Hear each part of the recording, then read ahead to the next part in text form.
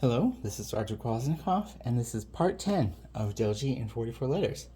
Thank you very much for joining me. So, before I get too ahead of myself and go into some of the more deeper ideas behind this letter, as I mentioned before, some of these next ones are a little bit more direct when it comes to talking about history and identity. This one is a little bit more personal in that regards because it has to do with a lot of decisions that I had to encounter, and it's why I've written the words directions and decisions here. So let's go into the letter form, and this letter is called fe, and it represents the sound we have in English with the letter F for words like fruit and fun and furniture and fantastic. And it is represented by a compass and a compass rose, as I've drawn here.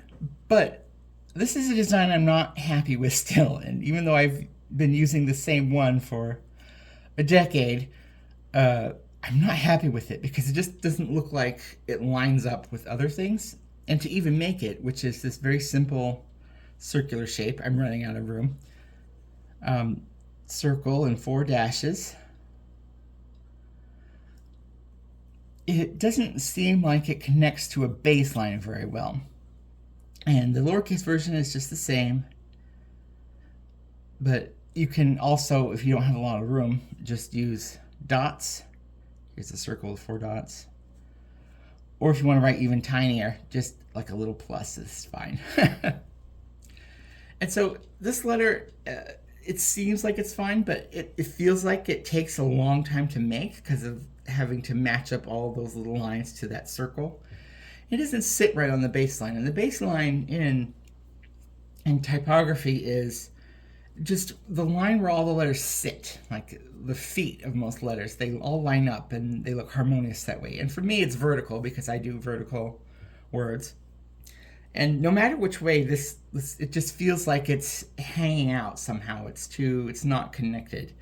And so maybe in the future I'll come up with a new one, but I think for now I'll just stick with this because it reminds me of the symbolism and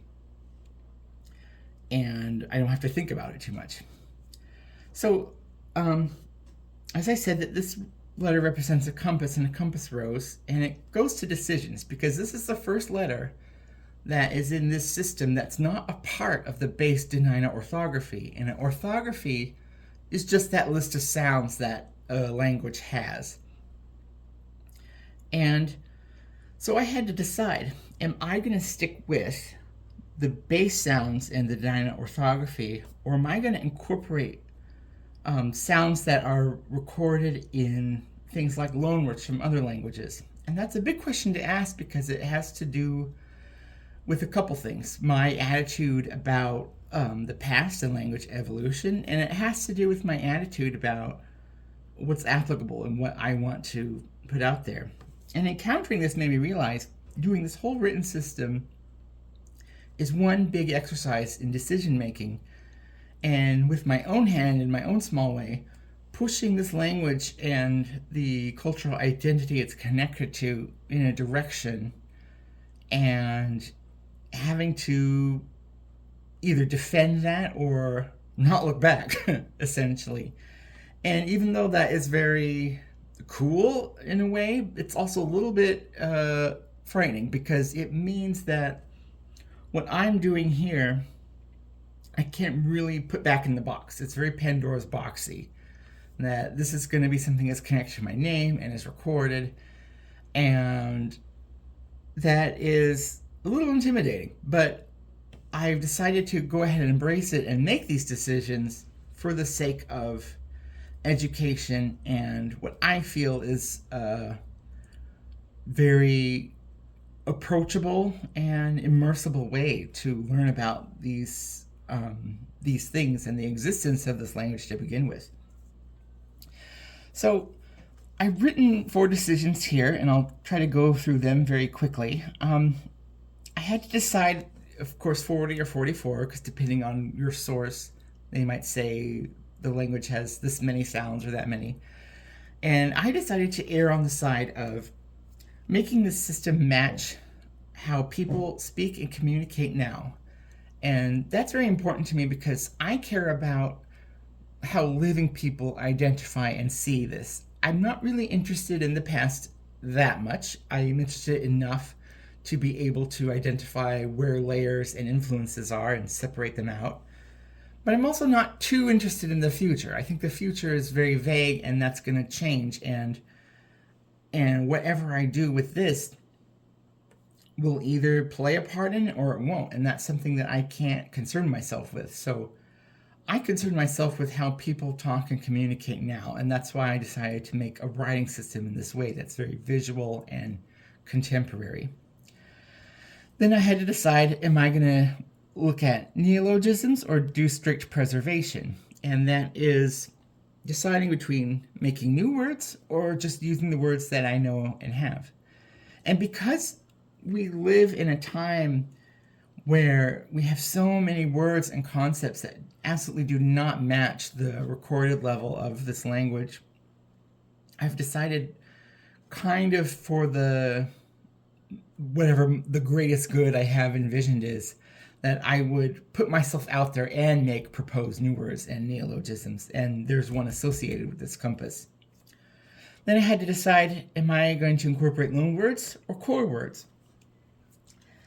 And I decided a little bit of both, but I do want to focus on core words. And that is for the very intense fact that a lot of loan words, which are mostly Russian, came through forced adaptation. It did not happen naturally through a meaningful exchange of cultures.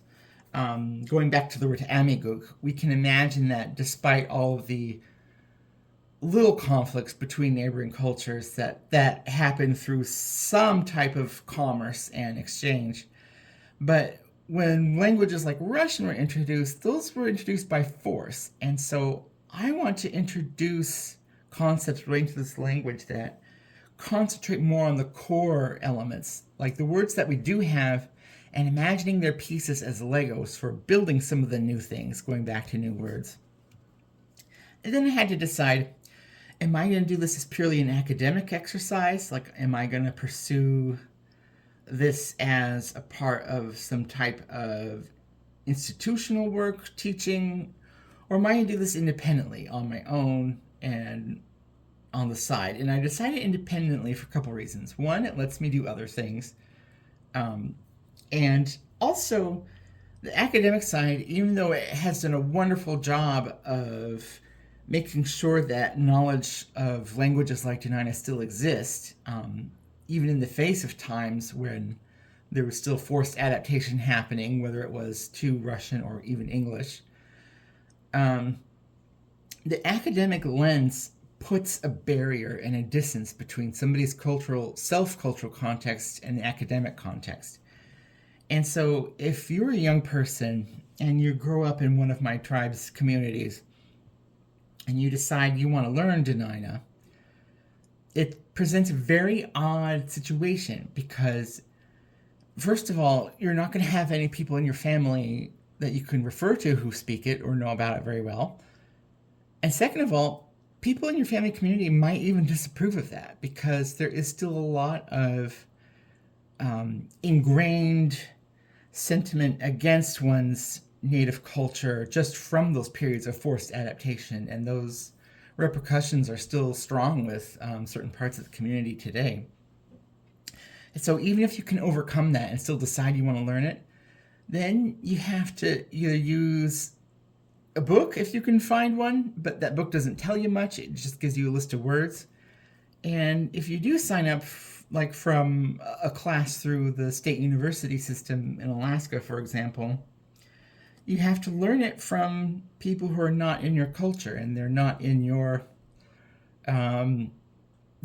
community. And so you're going to be learning somebody else's version of the language and very much learning their culture. You're not going to be learning your culture through those people. And so that's why I'm doing this independently and putting these things through new systems and new processes, because I want somebody to see this for free also, because tuition and having to move to even do a course like that is a big task. So they can see something like on YouTube that is a reference and a guide and something that not only shares parts of the language, but shares some of these ideas itself and the decisions that go into it and the theory and the questions about identity and affiliation, because it's not a simple matter of just learning a language. You have to do a lot of, I guess you could call it soul searching, even though that phrase is a bit funny and flighty. So as I mentioned before, the F sound, it has to do with a lot of loanwords, and I decided to incorporate it because I want to make sure it matches more with how people speak now.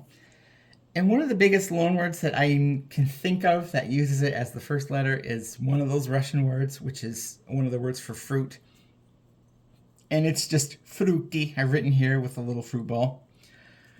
And it's funny because there actually is another couple of Dena'ina expressions for fruit that exist, but because of not really getting a full picture of that forced adaptation, because of course nobody recorded those events, it's just known through family lore and history, that ended up being the more known one. And so to go back to making the new words, I decided, well, how am I going to teach this word in a way that connects the symbol to the sound? And so I decided I would invent a word. And so there's a core word called huduni, which sort of means the spirit of togetherness amongst people and a culture. It can mean something like brotherhood. So it loosely has to do with some of those concepts. And I decided to put the letter fe in front, and also the letter L, which we just learned, as a type of a prefix, which to me means to allow things to evolve naturally. And so together, fehuduni means the allowing of that cultural togetherness and tradition to occur in its own right without intervention, forced or not. And intervention doesn't just mean by force. It can also mean deciding to do something arbitrarily. And so the irony being is that I'm arbitrarily making this prefix, and it's actually a part of one of my very first little written pamphlets I wrote for one of my art series. But also, going back to the compass and identity and all these things, why are they all related? Well, we have to remember that, as I've mentioned before, culture is evolving and it's not permanent. And even the things in life that we think are permanent still change. And even the compass itself, with its north, south, east, and west, these are cultural concepts. They're not a universal. And that's why we have different versions of north. We have magnetic north, which is technically in Baffin Island in Canada. We have grid north, which is connected to the dots that cover the Earth in this network, and they give us a location based on how those dots change in relation to each other. We have true north, and true north is very much cartographic north in a way. It has to do with how people use maps and navigation and different map projections. And this is something that I just learned, which is very cool. But there's actually a proposed idea called Google North, and I wrote Google here using Delzhi.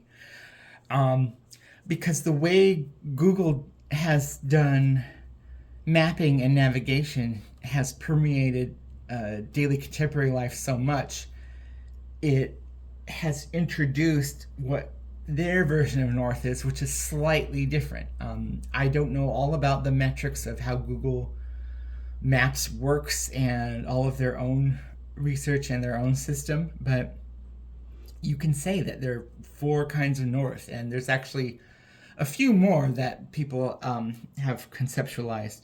So even this compass with these 4 directions, if you can imagine we had different names of different directions for each one of these types of north, that would be very confusing. And so that's why we love to connect things with language and have these things that are more or less universal concepts, but really they do depend on culture and what system you're using.